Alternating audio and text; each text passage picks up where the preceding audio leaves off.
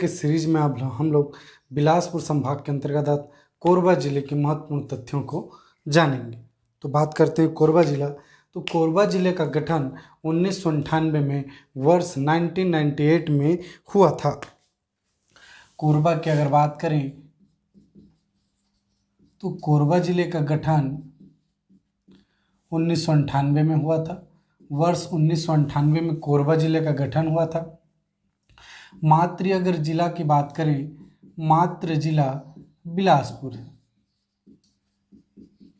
कोरबा जिला बिलासपुर जिले से अलग होके वर्ष 1998 में जिले के रूप में अस्तित्व में आया। जिला मुख्यालय की अगर बात करें, जिला मुख्यालय, तो कोरबा जिला का जिला मुख्यालय कोरबा ही है। जिला मुख्यालय कोरबा ही है। साथ ही में देखें, कोरबा जिले के समीपवर्ती जिले, कोरबा जिले के अगर समीपवर्ती अगर जिले देखें, समीपवर्ती अगर जिला देखें तो कोरबा अपने समीपवर्ती गौरेला पेंड्रा मारवाही, गौरेला पेंड्रा मारवाही, गौरेला पेंड्रा मारवाही, साथ ही साथ कोरिया, गौरेला पेंड्रा मारवाही एक जिला, कोरिया, सूरजपुर, सूरजपुर, सरगुजा, सरगुजा, रायगढ़, जांजगीर चांपा,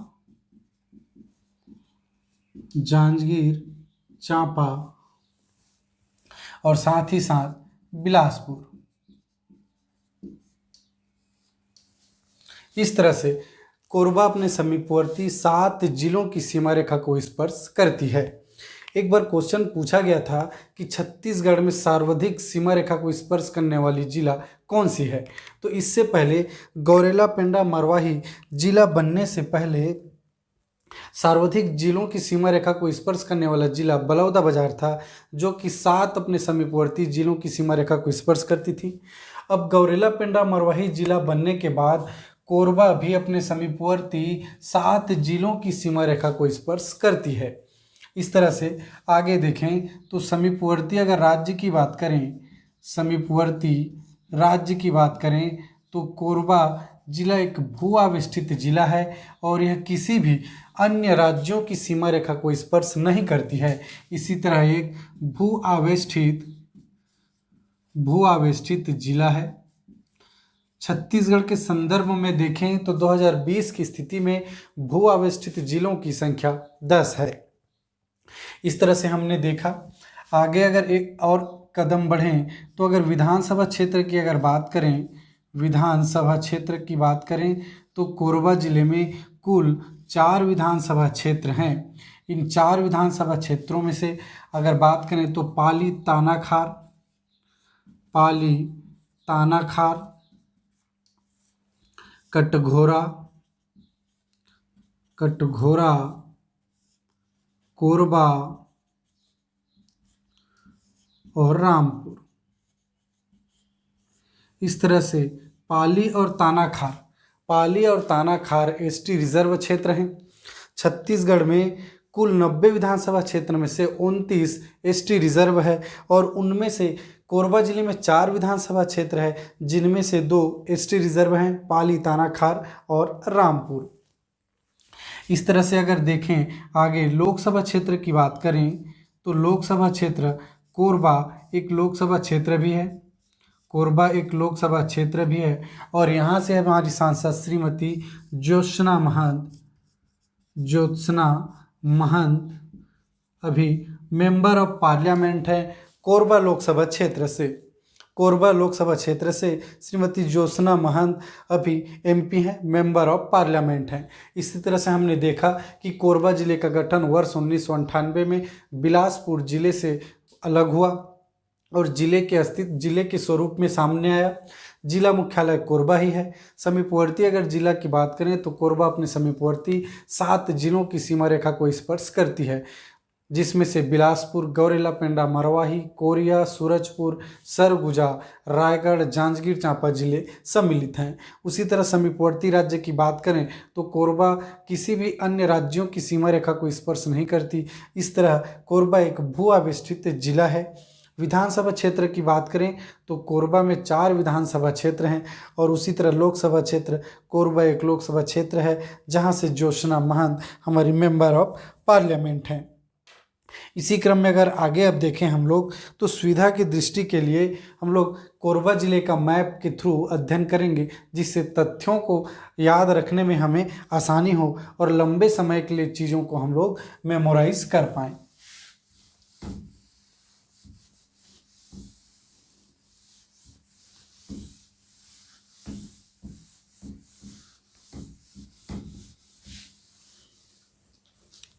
सुविधा की दृष्टि से कोरबा जिले को कुछ इस तरह से रिप्रेजेंट कर रहा हूं मैं। सुविधा की दृष्टि से कोरबा जिले को कुछ इस तरह से रिप्रेजेंट कर रहा हूं, जिसमें से कोरबा जिले में एक नेशनल हाईवे, एक राष्ट्रीय राजमार्ग 130 क्रॉस करेगी और कटघोरा से जांजगीर चांपा की ओर एक नेशनल हाईवे 149B क्रॉस करेगी। इस तरह से कोरबा जिले में हम लोग 2 नेशनल हाईवे देख रहे हैं, राष्ट्रीय राजमार्ग 130 और राष्ट्रीय राजमार्ग 149B।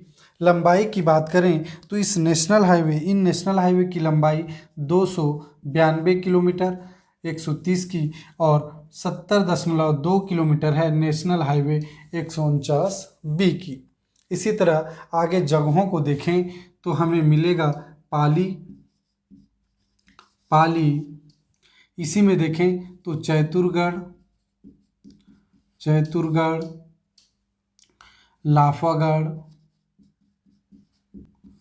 लाफागढ़, तुम्माड़। इस तरह से आगे बढ़ें तो कटघोरा, पोड़ी उपरोड़ा।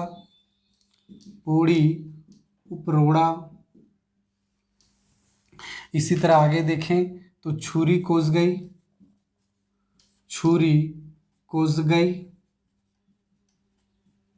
जमनी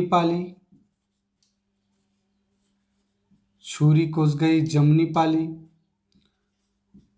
कोरबा, इधर ही बुलाने कोरबा को, कोरबा एल्यूमिनियम पार्क, कुदुरमाल। इस तरह से जगहों को देखेंगे। साथ ही पाली से कोरबा के बीच में हम लोग देखेंगे दीपका, कुसमुंडा,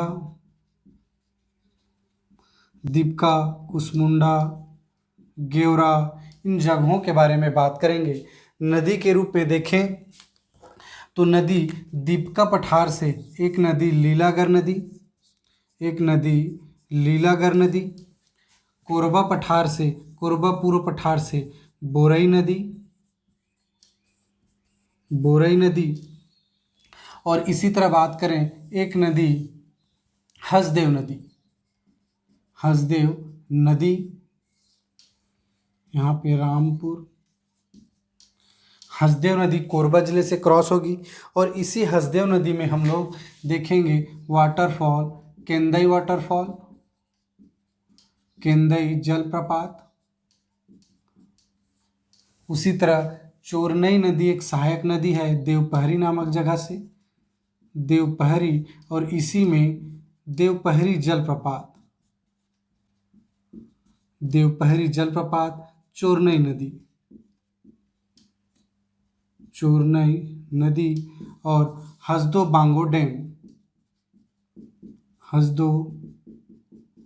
बांगो डैम। इस तरह से कोरबा जिले में इन सभी चीज़ों को हम लोग 1 बाय 1 डील करते चले जाएंगे। तो आगे देखते हैं।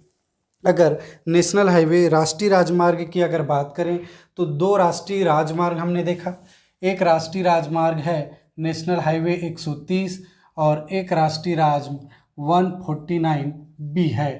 149B है, जिसमें से लंबाई की बात करें तो राष्ट्रीय राजमार्ग 130 की लंबाई 292 किलोमीटर और राष्ट्रीय राजमार्ग 149 की लंबाई 70.2 किलोमीटर है। और इसी तरह इस क्रम में आगे बढ़ें तो हमें एक जगह मिलेगा पाली।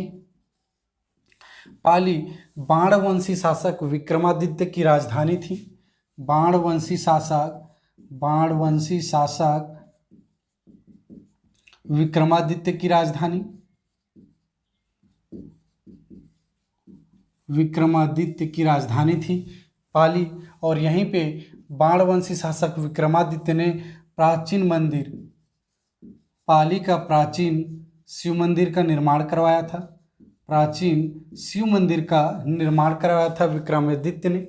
और इसी प्राचीन शिव मंदिर का जीर्णोद्धार जाजल्यदेव प्रथम के द्वारा करवाया गया था। जाजल्यदेव प्रथम के द्वारा जीर्णोद्धार करवाया गया था। जीर्णोद्धार करवाया गया था। पाली के शिव मंदिर का जीर्णोद्धार जाजल्यदेव प्रथम के द्वारा, और निर्माण करता थे बाणवंशी शासक विक्रमादित्य। यह पूछा जाता है, ये तीनों फैक्ट बहुत ही ज़्यादा इम्पोर्टेंट है। पाली का प्राचीन शिव मंदिर बनाने वाले विक्रमादित्य किस वंश के थे? तो बाणवंशी शासक। और इनका जीर्णोद्धार किसने करवाया था? तो जाजल्यदेव प्रथम ने। कलचुरी कालीन राजा जाजल्यदेव प्रथम ने पाली के शिव मंदिर का जीर्णोद्धार करवाया था। इसी क्रम में अगर आगे देखते हैं हम लोग तो तुम्मांड कलचुरी कालीन राजाओं की प्रथम राजधानी थी। कलचुरी शासक की प्रथम राजधानी, जिसमें से बात करें तो कलचुरी राजवंश की स्थापना कलिंगराज ने किया था। इस तरह से कलिंगराज की प्रथम राजधानी थी। कलिंगराज की प्रथम राजधानी या कलचुरी कालीन शासकों की राजधानी। तो तुम्मांड में हमने देखा कि कलचुरी कालीन राजधानी कलिंगराज, और यहीं पे कलिंगराज पृथ्वीदेव प्रथम ने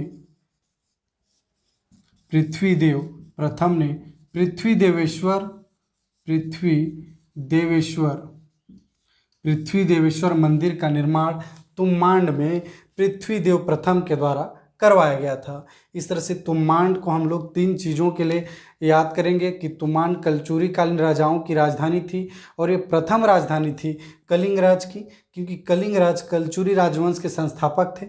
उसी तरह पृथ्वीदेव प्रथम ने पृथ्वीदेवेश्वर मंदिर का निर्माण तुम्मांड में करवाया था।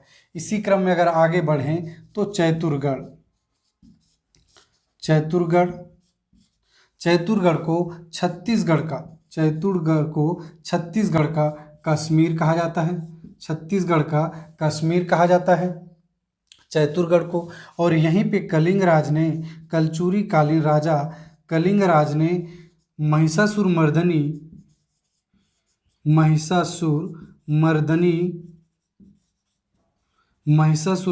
मंदिर का निर्माण कलिंगराज के द्वारा चैतुरगढ़ में करवाया गया था। चैतुरगढ़ को छत्तीसगढ़ का कश्मीर के नाम से जानते हैं, और यहीं पे कलिंगराज ने महिषासुरमर्दनी का निर्माण करवाया था। इसी क्रम में और आगे देखें तो हम लोग देखेंगे लाफागढ़। तो पहले थोड़ा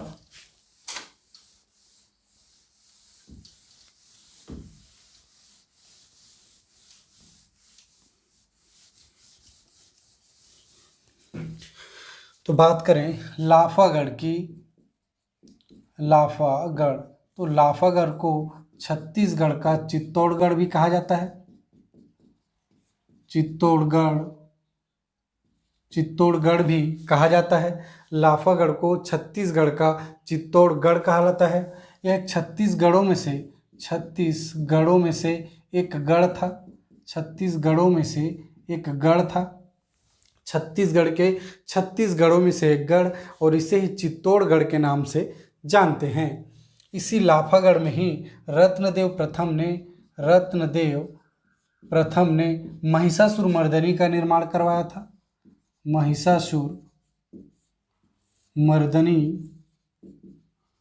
महिषासुरमर्दनी का निर्माण रत्नदेव प्रथम ने लाफागढ़ में करवाया था।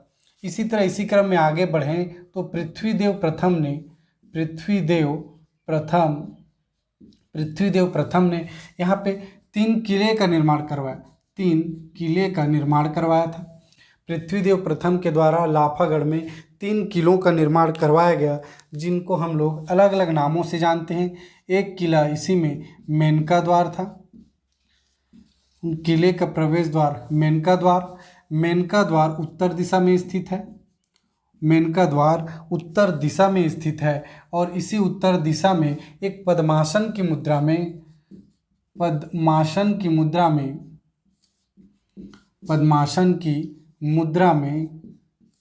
एक नारी की प्रतिमा है, और इसी प्रतिमा को हम लोग मेनका देवी के नाम से जानते हैं। तो 3 द्वार में से एक मेनका द्वार उत्तर दिशा में, पद्मासन की मुद्रा में एक नारी की प्रतिमा, और इसी नारी के प्रतिमा को मेनका के नाम से, मेनका देवी के नाम से जानते हैं। आगे इसी क्रम में बढ़ें तो सिंह द्वार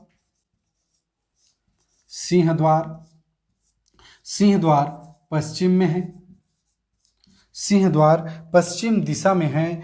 और यहाँ पे इस पश्चिम दिशा में ही नृत्य करते हुए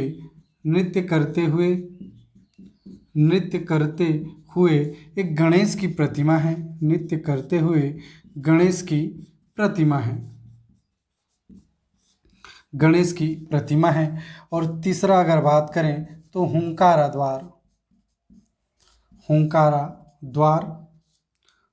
द्वार पूर्व दिशा में।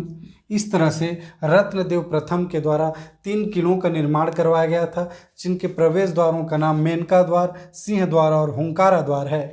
मेनका द्वार उत्तर दिशा में, सिंह द्वार पश्चिम दिशा में और हुंकारा द्वार पूर्व दिशा में। इस मेनका द्वार उत्तर दिशा में ही पद्मासन की मुद्रा में एक नारी की प्रतिमा है, और इसे ही मेनका देवी के नाम से जानते हैं। सिंह द्वार के पश्चिम दिशा में है, और यहीं पे नृत्य करते हुए गणेश की प्रतिमा है, और हुंकारा द्वार पूर्व दिशा में। इस तरह से हमने 1 बाय 1 चीज़ों को डील करते चले गए। आगे देखें तो हमें मिलेगा कटघोरा। तो कटघोरा में ही एकमात्र छत्तीसगढ़ के एकमात्र भारत माता का मंदिर है, भारत माता का मंदिर कटघोरा में। इसी क्रम में अगर आगे बढ़ें तो हमें मिलेगा पौड़ी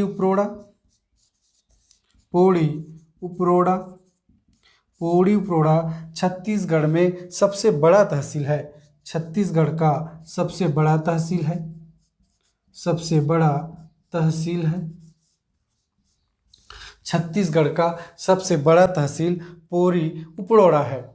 इसी तरह हमने जगहों को देखा।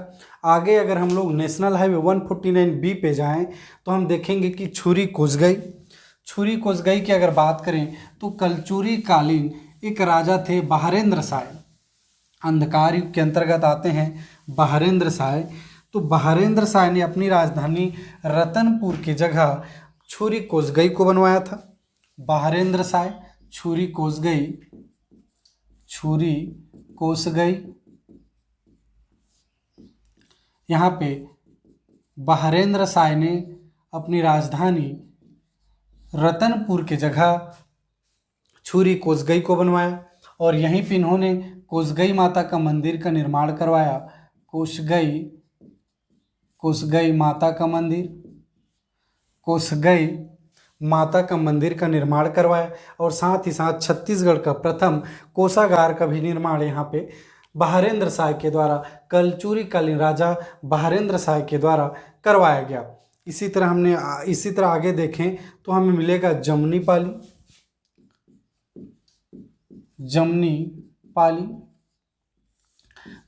पाली की अगर बात करें तो छत्तीसगढ़ का प्रथम एनटीपीसी प्लांट है, छत्तीसगढ़ का प्रथम एनटीपीसी का प्लांट है। स्थापना वर्ष देखें तो 1978 और 1983 में उत्पादन यहाँ का शुरू हुआ था। स्थापना वर्ष 1978 2600 मेगावाट इसकी क्षमता है। छत्तीसगढ़ का प्रथम NTPC plant national thermal power corporation limited वर्ष 1978 में कोरबा जमनी पाली में स्थापित किया गया। 2600 मेगावाट इसकी क्षमता है। इसी तरह आगे देखें तो हमें मिलेगा कोरबा।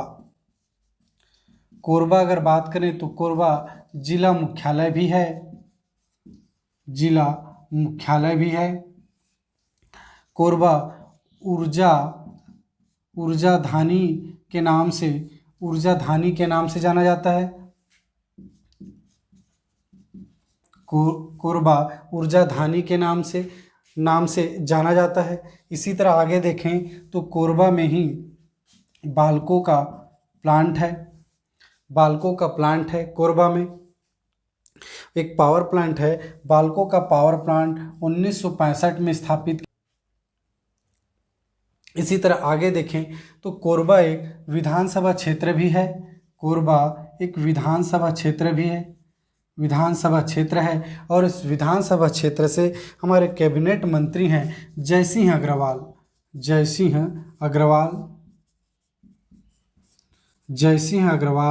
कोरबा विधानसभा क्षेत्र से अभी कैबिनेट मंत्री हैं 2020 की स्थिति में। और इनके पास मंत्रालय अगर देखें तो राजस्व एवं आपदा प्रबंधन, पुनर्वास, पंजीयन एवं स्टाम्प जयसिंह अग्रवाल जी के पास है। श्री जयसिंह अग्रवाल जी के पास कैबिनेट मंत्री हैं और इनके पास मंत्रालय राजस्व एवं आपदा प्रबंधन, पुनर्वास, पंजीयन एवं स्टाम्प इनके पास है। इसी तरह बात करें तो कोरबा में ही एल्यूमिनियम पार्क है।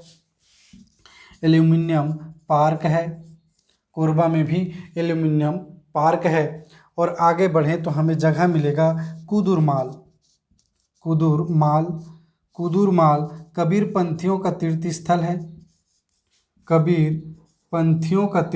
है। कुदुरमाल कबीरपंथियों का तीर्थस्थल है और इनके संस्थापक हैं मुक्तामणि नाम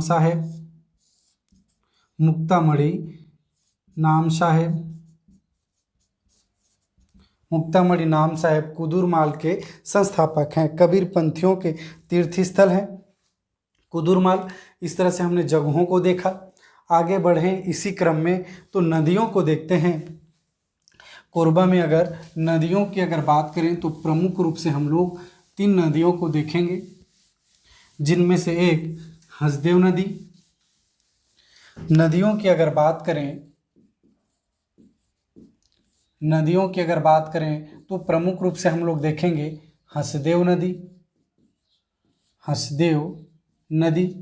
हमने कोरिया जिला में देखा ही था कि हसदेव नदी का उद्गम सोनहत क्षेत्र से कैमूर की पर्वत से हसदेव नदी का उद्गम है, जो कि अभी कोरबा जिले से क्रॉस हो रही है। इसी हसदेव नदी पे ही परियोजना है एक हसदो बांगो परियोजना। अगर बात करें परियोजना की तो इसी नदी पे हसदेव नदी पे ही हसदो बांगो परियोजना है। हसदेव बांगो परियोजना जिसको अन्य नाम से भी जाना जाता है मिनी माता परियोजना के नाम से। मिनी माता परियोजना के नाम से इसे जाना जाता है। स्थापना वर्ष देखें तो 1967 में स्थापित किया गया और यह छत्तीसगढ़ की प्रथम बहुउद्देशीय परियोजना थी। बहुउद्देशीय परियोजना थी। हसदो बांगो परियोजना मिनी माता परियोजना के नाम से जानी जाती है। वर्ष 1967 में स्थापित छत्तीसगढ़ की प्रथम बहुउद्देशीय परियोजना और यह छत्तीसगढ़ की सबसे ऊंचा बांध भी है। 87 मीटर इसकी ऊंचाई है। साथ ही साथ हसदो बांगो बांध में 120 मेगावाट का विद्युत उत्पादन किया जाता है। 120 मेगावाट का विद्युत उत्पादन किया जाता है, जिसमें 40 मेगावाट के 3 यूनिट स्थापित किए गए हैं। इस तरह से हम लोग देखें कि हसदो बांगो नदी पे ही हसदो बांगो परियोजना, जिसे अन्य नाम मिनी माता परियोजना के नाम से जाना जाता है, स्थापना वर्ष देखें तो 1967। छत्तीसगढ़ की प्रथम बहुउद्देशीय परियोजना है। ऊंचा बांध है, 87 मीटर इसकी ऊंचाई है। यहाँ पे 120 मेगावाट विद्युत उत्पादन किया जाता है, जल विद्युत, और जिसमें 40 मेगावाट के 3 यूनिट स्थापित किए गए हैं। इसी तरह दूसरे नदी की अगर बात करें तो देखेंगे लीलागर नदी। लीलागर नदी का प्राचीन नाम है निडिला नदी। प्राचीन नाम है निडिला नदी। लंबाई की बात करें तो 135 किलोमीटर इसकी लंबाई है। यह लीलागर नदी शिवनाथ नदी की सहायक नदी है और लीलागर नदी के तट पे ही बिलासपुर जिले में मल्हार स्थित है। इस तरह से हमने देखा कि लीलागर नदी का उद्गम अगर देखें तो दीपका पठार कोरबा से। उद्गम की अगर बात करें तो दीपका पठार कोरबा से इसका उद्गम है। दीपका पठार कोरबा से लीलागर नदी का उद्गम है। लंबाई 135 और शिवनाथ नदी की सहायक नदी है। इसी तरह तीसरी नदी की बात करें तो बोरई नदी कोरबा पूर्व पठार से इसका उद्गम है, बोरई नदी का। इस तरह से हमने प्रमुख रूप से नदियों को देखा, साथ ही साथ हसदेव नदी में जो बांध परियोजना है उसको भी हमने डिटेल में देखा। आइए आगे जाते हैं। जलप्रपात की अगर बात करें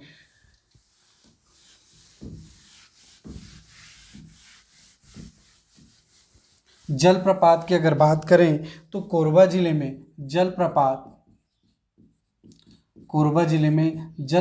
की अगर बात करें तो केंदई जलप्रपात और दूसरा देवपहरी जलप्रपात। प्रमुख रूप से दो जलप्रपात, केंदई जलप्रपात हसदेव नदी पे और देवपहरी जलप्रपात है चोरनई नदी पे, जो कि देवपहरी नामक स्थान से चोरनई नदी का उद्गम है और ये हसदेव नदी की सहायक नदी है। तो जलप्रपात में हमने केंदई जलप्रपात और देवपहरी जलप्रपात के बारे में देखा। इसी तरह अगर खनिज की दृष्टि से देखें तो प्रमुख रूप से कोयला दीपका, गेवरा, कुसमुंडा, मुकुंद घाट, मानिकपुर, इन जगहों में प्रमुख रूप से कोयले की प्राप्ति होती है। दीपका, गेवरा, कुसमुंडा, मुकुंद घाट और मानिकपुर। मुकुंद घाट भारत का सबसे बड़ा यांत्रिकृत कोयला खान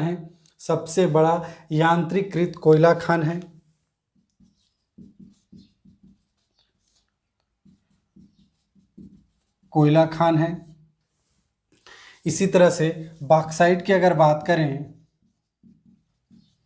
तो बॉक्साइट कोरबा से फुटका पहाड़, केरता पहाड़, पवनखेड़ा, इन पहाड़ियों से प्रमुख रूप से हमें बॉक्साइट की प्राप्ति कोरबा जिले से होती है।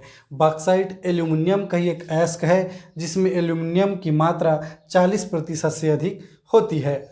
इसी तरह हमने खनिज के रूप में कोयला और बॉक्साइट को देखा, जिसमें से फुटका पहाड़, केरता पहाड़ और पवनखेड़ा पहाड़ कोरबा जिले में हमें मिलेगा।